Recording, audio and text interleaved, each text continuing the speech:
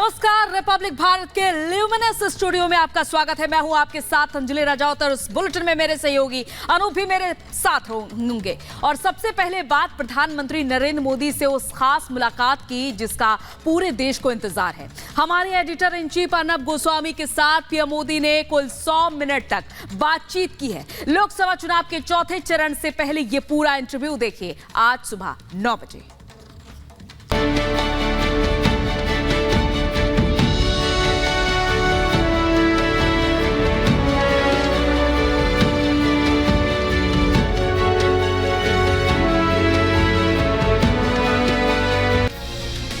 हमारा देश अब आधुनिक होना चाहिए। हमारे देश में वैज्ञानिकता होनी चाहिए। ये सामान्य मानवीय की सोच है और वो एडप्ट करता है। खास करके डिजिटल इंडिया ने उसको अनुभव करवाया जी कि ये सब संभव है, हम भी ये कर सकते हैं। सामान्य मानवीय को, वरना टेक्नोलॉजी घर में घड़ी भी टाइम सेट करना है तो पहले सोचता था कि घड़ी का टाइम सेट, तो बच्चे को बुलाता था, अरे देखो यार वो घड़ी लेट चल रही है, सेल बदलना है। तो आज ऐसा नहीं है और इसलिए मैं समझता हूँ कि ये समय आकांक्षाओं का समय है, बहुत बड़ी आकांक्षाओं का समय है। और ये आकांक्षाओं का समय है तो मेरा उत्साह भी और बढ़ गया है।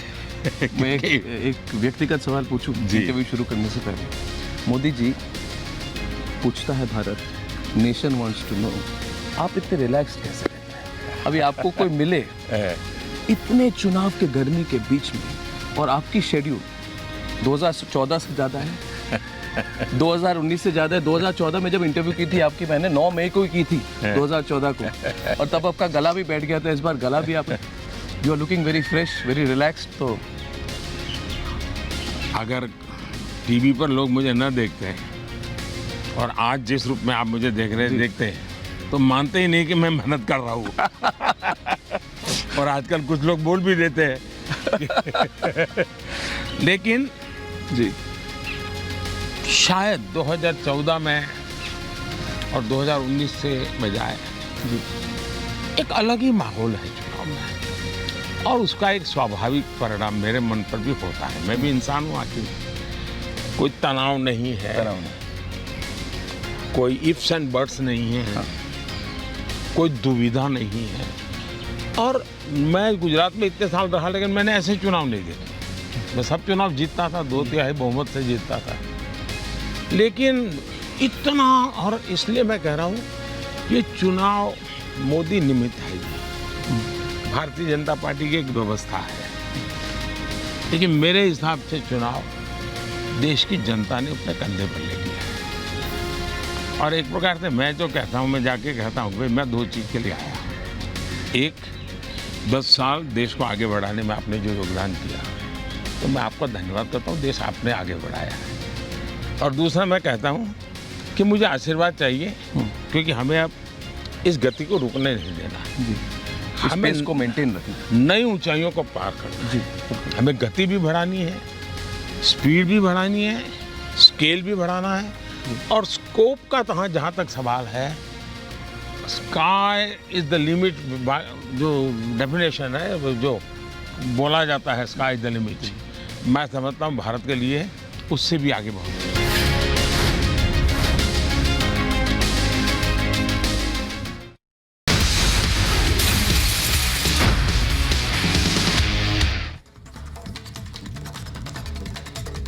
और अब बात उस खबर की करते हैं जिसका इंतजार पूरा देश, पूरी दुनिया कर रही थी। जी हां, केदारनाथ धाम के कपाट खुल गए हैं और इस वक्त कपाट खुलने के बाद वहां दर्शन भी शुरू हो गए हैं। क्या देखिए, मुख्यमंत्री पुष्कर सिंह धामी खास तौर पर इस दौरान वहां मौजूद थे। सालों बाद एक साथ गंगोत्री, यमुनोत्री और केदारनाथ के कपाट खुले हैं। 22 लाख श्रद्धालुओं ने रजिस्ट्रेशन करा लिया है।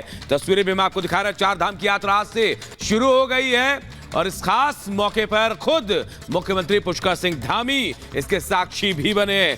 श्रद्धालुओं में भारी उत्साह भी देखा जा रहा है।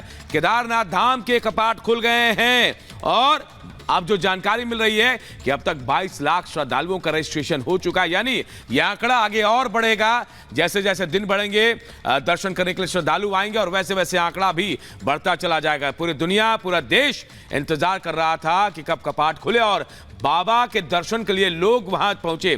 तस्वीरें में आपको दिखा रहे हैं, आज से कपाट खुल गए हैं, चार धाम की यात्रा शुरू हो गई है और अब श्रद्धालु भी वहां बाबा के दर्शन के लिए पहुंच रहे हैं। सीएम धामी भी आज इस खास मौके पर यहां मौजूद थे जब कपाट खुल रहे थे। पूरी तैयारियां हो गई थी और खास व्यवस्थाएं भी की गई हैं। टोकन सिस्टम भी लागू किया गया, जो जानकारी मिल रही है कि भीड़ ज्यादा होगी तो टोकन सिस्टम होगा जिसके जरिए लोग अंदर जाएंगे, प्रवेश करेंगे, दर्शन कर सकेंगे। इसके अलावा और भी खास व्यवस्थाएं की गई हैं। चॉपर की व्यवस्था, हेलीकॉप्टर की व्यवस्था, तमाम चीजों को दुरुस्त किया गया है और फूलों से पूरा केदारनाथ धाम सज चुका है। और आज जब कपाट खुले तो देखिए कैसे हेलीकॉप्टर से पुष्प वर्षा हुई है, वो तस्वीरें आपको दिखा रहे हैं। केदारनाथ के कपाट खुले तो श्रद्धालुओं पर पुष्प वर्षा हुई है। श्रद्धालुओं में उत्साह बढ़ गया, जोश हाई था उनका। जैसे कपाट खुले, जय बाबा भोलेनाथ के नारे भी वहां लगने लगे। 3 तस्वीरों के जरिए हम आपको बता रहे हैं कि केदारनाथ धाम के कपाट खुले और उसके बाद कैसे उत्साह नजर आया है।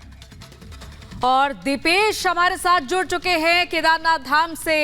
दीपेश, वहां से क्या कुछ तस्वीरें आप बयां कर रहे हैं श्रद्धालु, क्योंकि 22 लाख से ज्यादा श्रद्धालुओं ने रजिस्ट्रेशन कराया, कैसी तैयारियां हैं वहां पर? देखिए, बिल्कुल जिस बात का इंतजार था वो पल आ चुका है और आम श्रद्धालु जो हैं वो अब बाबा केदारनाथ के दर्शन जो हैं वो कर पा रहे हैं। आज सुबह ठीक 7 बजे सबसे पहले जो बाबा केदारनाथ का दर है उसके गेट पर पहले पूजा अर्चना हुई और गेट पर पूजा अर्चना के बाद जो ताले हैं उन्हें खोला गया। उसके बाद जब अंदर प्रवेश किया गया तो सबसे पहले जो अखंड ज्योति है जो पूरे 12 महीने यहाँ प्रज्वलित रहती है उसके दर्शन हुए।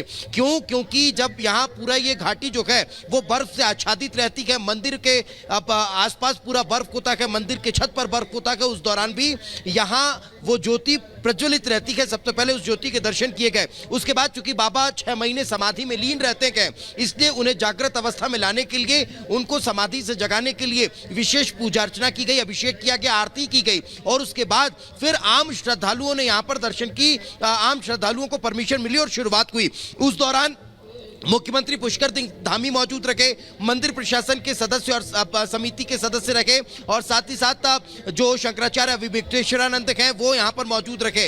अब आम लोग जो है वो दर्शन कर पा रहे हैं। सबसे महत्वपूर्ण बात कि जब अंदर कपाट खोले गए तो वहाँ 6 महीने पहले बाबा को भोग लगाकर कपाट बंद किए जाते हैं। वो भोग वहाँ पर नदारत रहता है जो यहाँ के महात्मा और संत बताते हैं। उन्होंने कहा कि यहाँ सिर्फ और सिर्फ भस्म और जो रुद्राक्ष है वो अंदर पाया गया, बाकी सारी चीजें वहां पर नदारत थी, यानी जो भोग था वो बाबा ने पाल गया। अब उसके बाद जो तस्वीरें हैं वो हम आप तक पहुंचा रखेंगे। विशेष बैंड जो है वो यहाँ अपनी प्रस्तुति दे रहा है। अलग अलग उत्तराखंड की जो संस्कृति का झलक है वो यहाँ देखने को मिल रही है। अखंड भंडारे की शुरुआत जो